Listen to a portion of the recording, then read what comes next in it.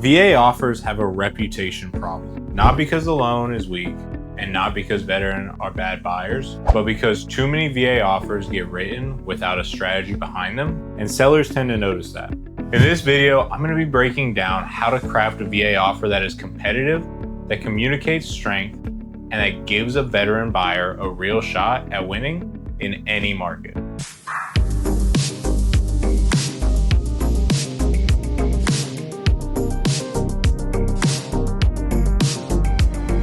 If we haven't met yet, my name is William Ware. I'm the Loan Caddy. I'm a GWAT veteran, a current Army reservist, and a VA loan specialist.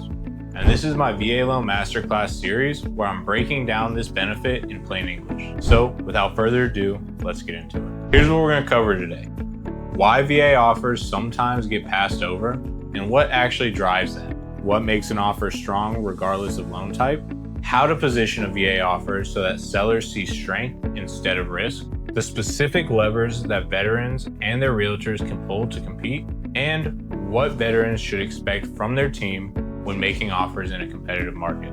But let's start with the real problem. When a VA offer loses to another offer, veterans often hear that the seller preferred a conventional buyer.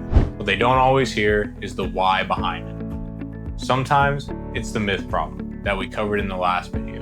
The seller or listing agent just has a bad impression of VA loans based on outdated or just plain wrong information. But sometimes the VA offer itself is the problem. A weak pre-approval letter, an offer with no context or cover letter, a buyer whose agent doesn't communicate well with the listing side, an offer that asks for everything and explains nothing. Those are not problems with the VA alone, they're problems with the execution of the offer.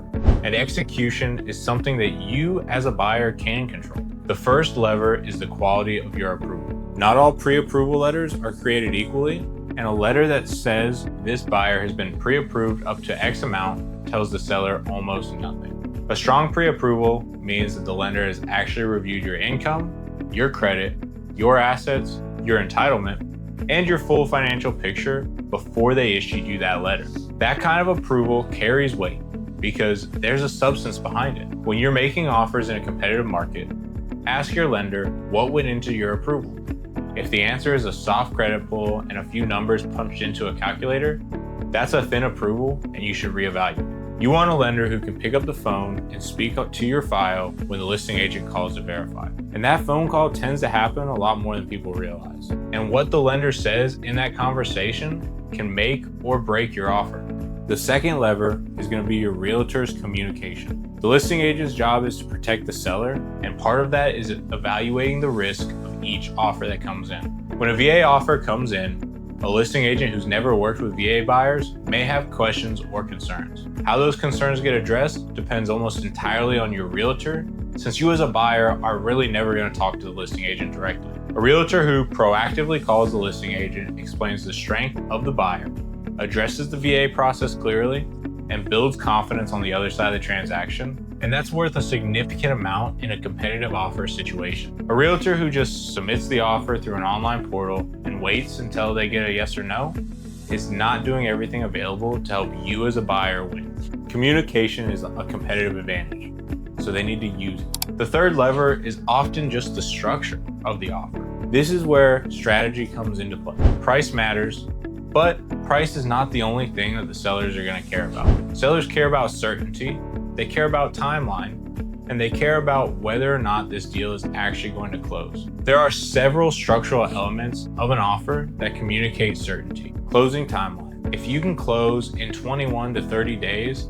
and your approval is solid, say so and mean it. A fast close is valuable to a motivated seller. Earnest money. A strong earnest money deposit signals commitment, tells the seller this buyer is serious and has skin in the game. Contingencies protect the buyer, but in a competitive situation, understanding what contingencies are essential and which ones can be structured differently is part of a smart offer strategy. Never waive your inspection contingency blindly, but there may be ways to structure your contingencies that are less intimidating to a seller without giving up your core protections. Flexibility on possession of the home. Sometimes a seller may need more time to move. Offering a flexible possession date costs you nothing, and it may actually tip the scales in your favor. The fourth lever is the cover letter or agent communication package.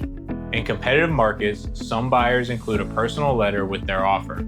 This is a topic with some nuance though. Fair housing considerations mean the letters need to be handled carefully, and some agents advise against them. Talk to your realtor about what's appropriate in your market. But regardless of whether a personal letter is included, your realtor can still put together a package that presents your offer clearly, answers likely seller questions up front, and frames your VA financing as a strength rather than a question mark. Sometimes, as simple as a one-page document that explains what a VA loan is, why it's government-backed, and what your specific approval process included, can address objections before the seller ever even voices them. The fifth lever is seller concessions. So the VA allows sellers to contribute up to 4% on top of standard closing costs of the purchase price towards the veteran's closing costs and other concessions. Asking for seller concessions is not a sign of weakness. It's a built-in feature of the VA loan designed to help veterans get into homes with less money out of their pocket. But how you ask for concessions plays a huge role in whether you get them. In a multiple offer situation, asking for a larger seller concession on top of a full price offer is a different conversation than asking for concessions on an offer that's already below asking price. Structure your request around what the full offer picture actually looks like to the seller. If the market supports it and your offer is otherwise strong, asking for a reasonable amount of seller concessions is a smart strategy, not a red flag. And it's actually very common in the market today. Here's the reality check though.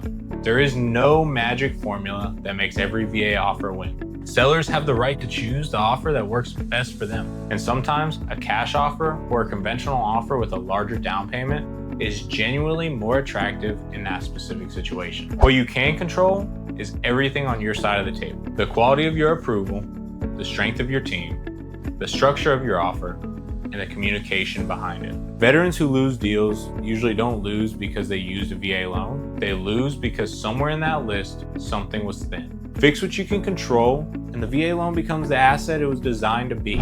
So to sum it all up, VA offers lose for two reasons: miss the seller believes, and execution problems on the buyer's side. You can't fully control the miss, but you can 100% control your execution. A strong VA offer starts with a real approval, not just a letter.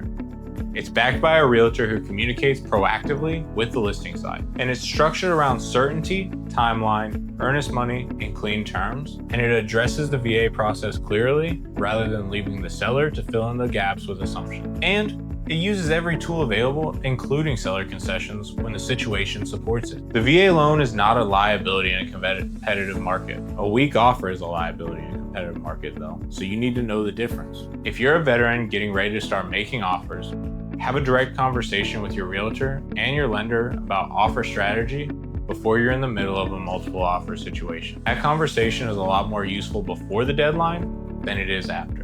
The next video in this series is going to cover the VA appraisal, what it is, how it works, and what veterans should expect, and what happens if the number comes in lower than the purchase price. That one matters a lot, and we'll see you on the next hole.